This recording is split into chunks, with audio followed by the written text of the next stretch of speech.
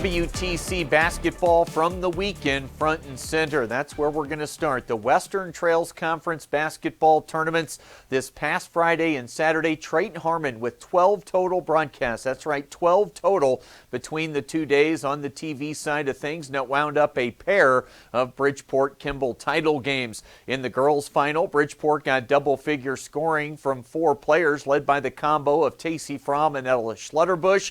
Those two combined for 37 points. Bridgeport won it big over the Longhorns, 74-31. How about 5 straight years for winning 2 conference titles? Head coach Dave Coolin joined Trayton-Harmon to talk about that afterwards.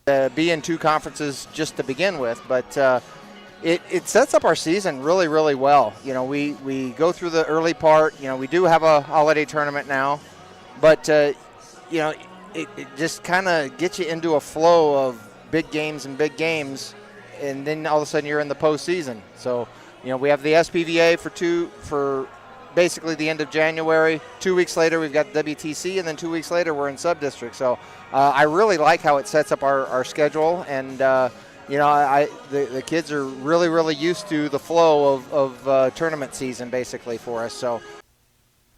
Then the boys championship game, the 4th meeting of the season for Bridgeport and Kimball, and the Bulldogs come out on top 52-43. Some really good action from both teams, really late third into the 4th quarter, but the Bulldogs get the job done behind a big 20-point game from Hayes Watts. They've beaten Kimball in 3 of those 4 meetings so far this season.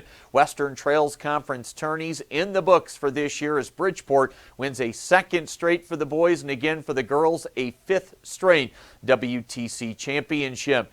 The Scottsbluff boys put up matching 86s over the weekend to improve to 17-3 this year. They're currently tied for the top spot in Class B power points. It's definitely the home stretch of the season right now for high school basketball. Regular season winding down. We'll have Scottsbluff and Gering girls and boys doubleheaders this weekend at home against North Platte and McCook. Plenty of girls district wrestling recaps can be found on the website. A4 tournament, that was at McCook. Gering was able to qualify 4 through to state. Scottsbluff got 1 at Baird for the B4 tournament. Bridgeport finished in 4th in the team standings, qualifying 5. Baird, Mitchell, Morrill, Hemmingford, Gordon Rushville, Shadron, and Sidney, all among schools with at least 1 state qualifier coming out of that district tournament.